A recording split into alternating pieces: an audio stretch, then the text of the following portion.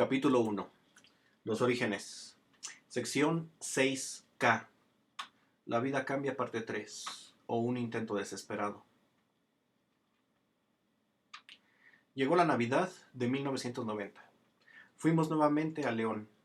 Mi mamá llevó un pavo congelado para preparar la cena de Navidad. Ese pavo se lo regalaron en su trabajo. Ella ya estaba trabajando en el psiquiátrico. Mis tías lo desmenuzaron, lo prepararon con adobo y romeritos para que rindiera para toda la familia. Lo comíamos con pan blanco o bolillo, o bien con pan de hojaldre y con tortillas, dependiendo lo que hubiera disponible. Mi mamá lo que más deseaba era que su familia permaneciera unida. Esa Navidad, mi tío Nico estaba platicando con mi abuelo y con su hermano Silverio, y con ellos estaba un primo de ellos de nombre Barbarito, el cual trabajaba vendiendo ollas y artículos para el hogar. Él jalaba una carreta donde cargaba todos sus productos. Yo me acerqué a ellos porque quería conocer a mi tío Nico. Para ello, mi primo Pablo me había contado acerca de mi tío Nico, que una vez en su cumpleaños le regaló una moneda de 5,000 pesos. Serían $2 para aquel entonces. Pero eso era para un niño aproximadamente de 6 años. Y considerando que Nicolás no tenía trabajo, yo pienso que era un gran esfuerzo.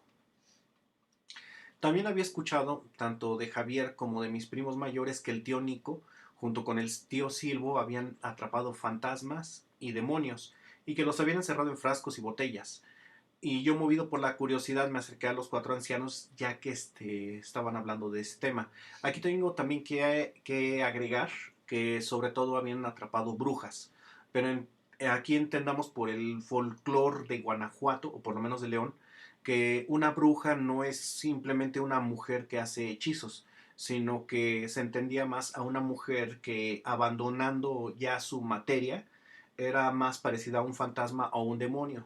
Lo único que la ataba al mundo era que necesitaba reposar en un cuerpo de un animal, y normalmente ese cuerpo era de una lechuza, pero cuando se encontraba en su forma incorpórea era posible atraparla en un frasco, y por ello ellos habían trabajado alguna vez atrapando este tipo de espectros.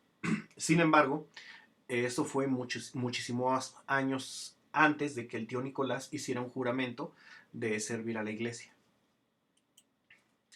Y bueno, cuando yo estaba ahí acercándome a ellos porque estaban hablando del tema, ellos me corrieron y me dijeron que me iban a castigar. Horas después, yo estaba jugando en la arena y se me acercó mi tío Nico y me dijo: cuando yo era joven hice muchas cosas que me causaron dolor, y por esos golpes que me hice, soy lo que soy. Yo combatí al mal a mi manera, todo para hacer del mundo un lugar mejor. Desde pequeño me juré que iba a hacerles mucho daño a todos esos seres, y con dolor Silvo y yo encerramos a muchos de ellos, pero el mundo apenas cambió un poco a nuestro alrededor. Ni siquiera se notó el cambio. A mi generación le dieron a conocer métodos de acuerdo al amor de Dios que albergábamos todos juntos como generación. La promesa de que cada generación amará más a Dios que la anterior debe cumplirse hasta que la fe sea perfecta. Tú eres 2 generaciones más adelante.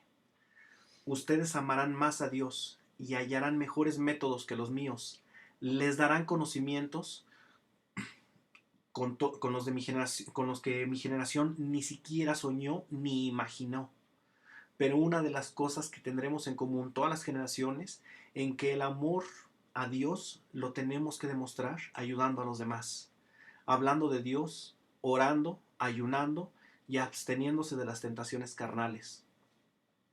Aquí, aunque no lo escribí, también tengo que agregar que me dijo que muchos ateos intentarían apartarme de la fe, pero obedecer o acercarme a ese tipo de pensamiento era abandonar las promesas, las muy grandes promesas que teníamos que hacer.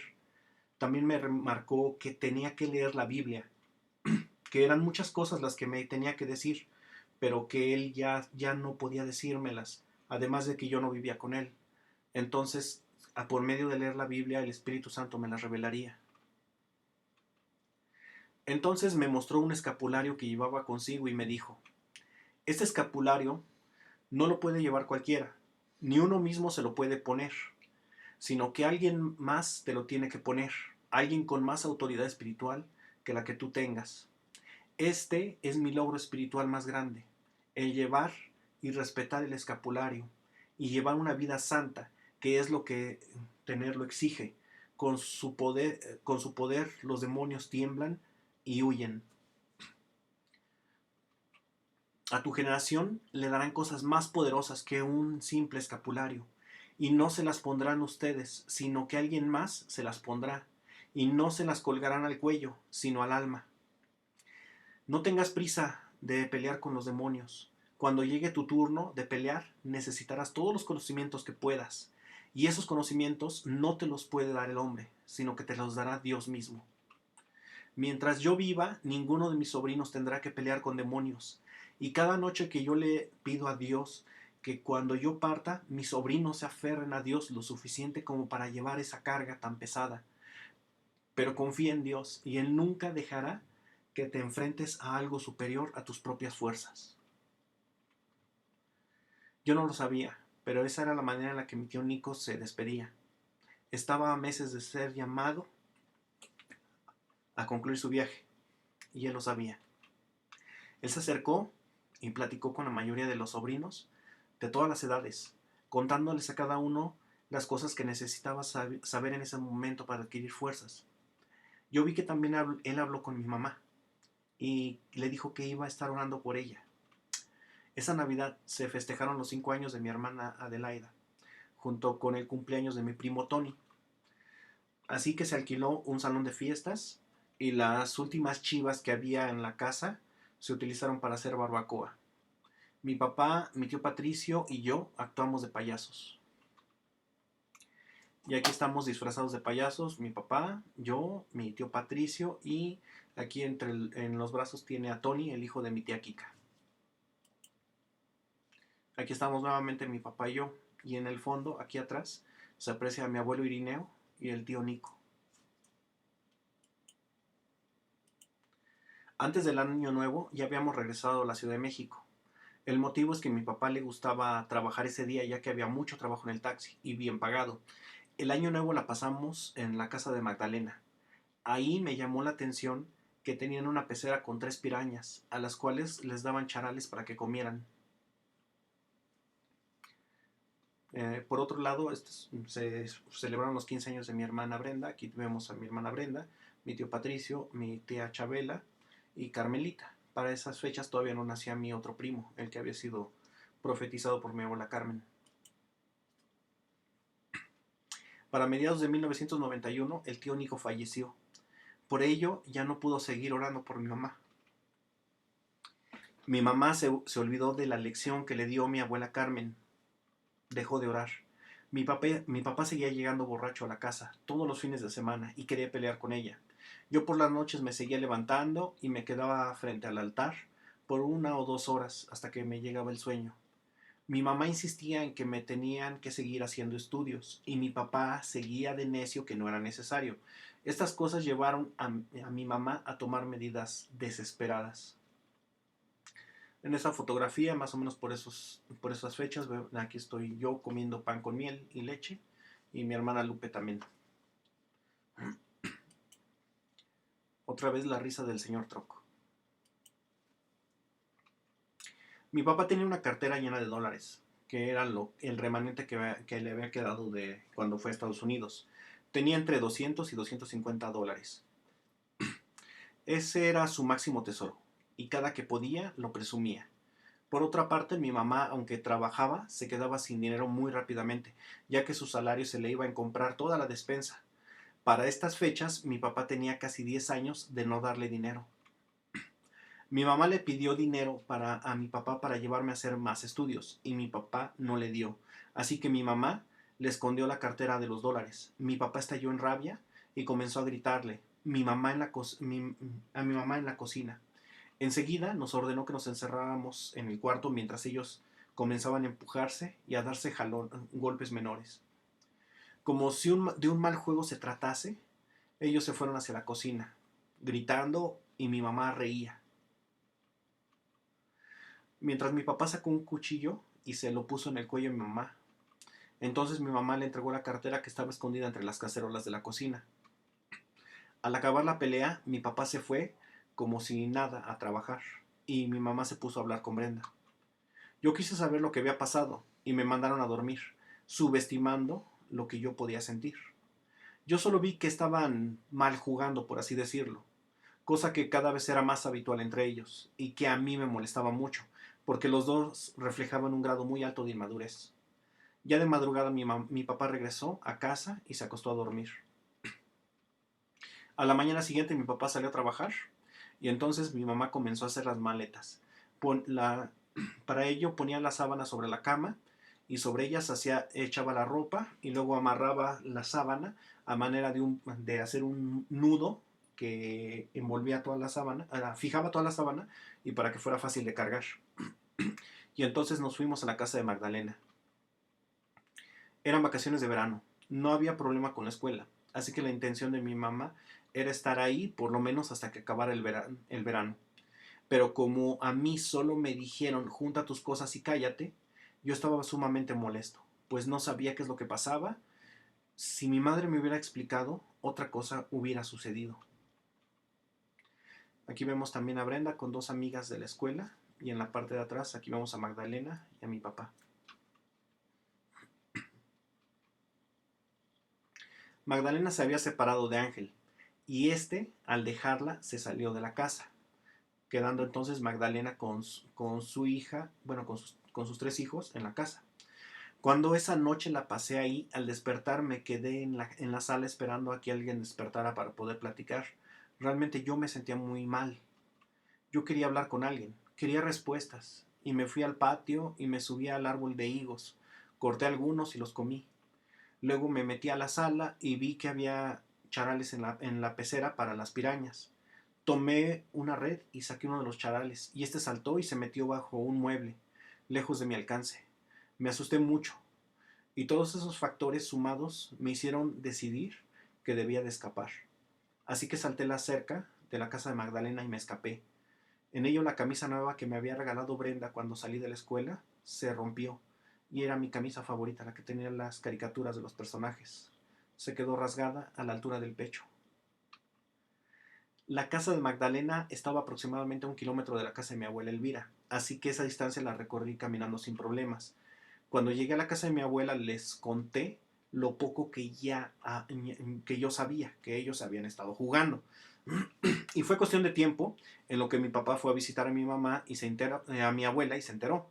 Y luego él se fue a la casa a traerme ropa. Y ahí estuve viviendo con mi abuela aproximadamente una semana. Mi madre, al darse cuenta de mi ausencia y buscarme, llamó por teléfono a la Oriental. Ellos dijeron no saber nada de mí, bueno, de mi paradero. Y también me ocultaron el hecho de que mi mamá había hablado a la casa. Mi madre quedó en que volvería a hablar cada 24 horas para ver si había noticias.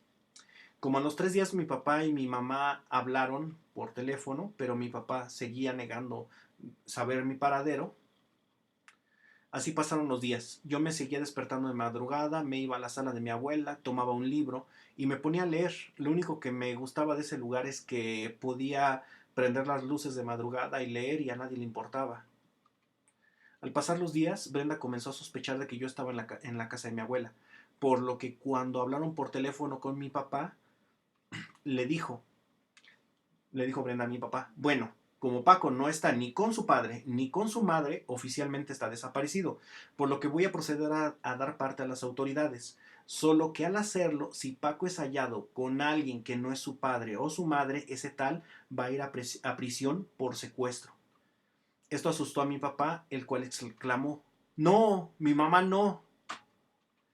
Y así fue como Brenda supo la verdad. Así entonces hicieron una tregua y regresamos todos a la casa. Los días siguientes yo no sabía qué había pasado, pero me sentía traicionado por mis dos padres. No quería hablar con ellos, y de cierto modo ellos tampoco querían hablar conmigo. Estaba harto de que me trataran de proteger, según ellos. Solo quería una explicación, pero dicha explicación tardó más de 20 años en llegar completa. Cada quien me contaba una pequeña parte de la historia y tardé esos 20 años en armar todo el rompecabezas porque nunca me quisieron contar la versión completa. Poco tiempo después de que yo volví a casa, mi papá buscó a su amigo Ángel. No tengo idea de qué le habrá contado, pero Ángel corrió de la casa Magdalena y ella se fue con sus hijos y desde entonces nunca más la volví a ver. Los meses siguieron, hubo mucha tensión en la casa. Varias veces escuchaba en mi mente una risa que me invitaba mucho al suicidio. Solo para dar un panorama un poco mayor, quiero decir que mi papá realmente no era tan malo como, como lo estoy pintando en esta parte de la historia. En ocasiones sí era un buen padre. Por ejemplo, una mañana de fin de semana cuando tenía 6 años, veía cómo entraba un haz de luz por la ventana del cuarto y vi pequeñas motas de polvo flotando. Intrigado por ello me acerqué a mi papá y le pregunté y le dije, papá, ¿qué son esas cosas que ven flotando en el aire, que solo se ven cuando les da la luz del sol directamente? ¿Acaso son microbios? Y mi papá me dijo, es el polvo. En esas cosas que ves volando viven los microbios. Los microbios no se ven a simple vista. Y como sabes, son los que causan las enfermedades. Por eso no hay que respirarlos. Esta es mi hermana Brenda y yo. Cuando cumplió Brenda sus 15 años, yo hice mi primera comunión. Los amigos de la iglesia. Acababa de iniciar el ciclo escolar de septiembre de 1991.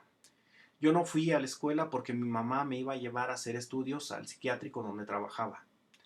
Era aún de mañana. Yo estaba platicando con Brenda cuando me mandó a las tortillas y al salir de la casa vi a dos chicos que estaban jugando ajedrez. Ellos tenían aproximadamente 15 años y traían el uniforme de la secundaria. Era evidente que no habían ido a clases. Al regresar de las tortillas, ellos aún seguían jugando y comencé a caminar despacio para prestar atención a su juego. Y entonces les dije, los reyes no pueden juntarse, siempre tiene que haber un cuadro que los separe. Entonces uno de los chicos, que después supe que se llamaba Fermín, me dijo, si sabes jugar, ven y demuéstralo. Dejé las tortillas y salí con ellos. Entonces Brenda salió, intrigada porque yo nunca salía a esa hora, y me vio jugar ajedrez. Y también jugó Brenda con ellos en la banqueta. Les parecieron agradables e hicieron amistad con ellos. Ellos los invitaron a formar parte de un grupo de jóvenes que hacían obras de caridad en la iglesia que estaba en San Juan. Con el tiempo, Eira y Brenda fueron invitadas al grupo. Los amigos de ellas del grupo eran Fermín y el Güero. Ellos también tenían una estudiantina y el Día de las Madres se la pasaban desde la madrugada hasta mediodía cantándoles las mañanitas a todas las mamás de los chicos de la estudiantina. Brenda, Eira y yo hacíamos obras de caridad en la iglesia de San Juan, que estaba por la casa. Brenda y yo actuábamos como payasos y Brenda y Eira hacían coreografías para recaudar dinero. La lección de humildad que recibí por esos tiempos fue en una kermés que hicieron en la iglesia que jamás olvidaré. Era una tarde lluviosa. Yo estaba en la iglesia, dentro con los organizadores, ayudando a acomodar las cosas para vender, cuando encontré en el suelo un paquete de boletos con el que compraban las cosas. Los boletos estaban mojados por la lluvia. Los recogí y fui a comprar unas cosas con algunos de ellos. Al llegar al puesto de paletas, le dije a una de las hermanas del convento que estaba atendiendo. Ella no me conocía porque ese evento era muy grande y habían venido de varios lugares. Le dije, quiero comprar una paleta, pero se me mojaron los boletos. ¿Me los acepta así? Y ella me dijo, sí, claro, tómala. Tomé la paleta, la abrí y me la metí a mi boca. Y ella continuó, lo importante no es cómo estén los boletos, lo importante es que con ellos podemos ayudar a los niños huérfanos. Por ellos es que hacemos todo este esfuerzo para la kermés. Al escuchar las palabras de la hermana me sentí muy mal, muy mal, y me fui de la kermés. No tenía dinero para pagar la paleta y tampoco tenía dinero como para estar en la kermés. Así que cuando tuve dinero, deposité el costo de la paleta muchas veces más en las alcancías de la iglesia. Nunca más volví a robar. De verdad me sentí muy mal por ese hecho. Y aquí vemos a Verónica, una vecina, Esta es Brenda, esta es otra vecina llamada Verónica, es hermana de Fermín, y aquí está Eira, y están haciendo una coreografía de baile para recabar dinero para los huérfanos.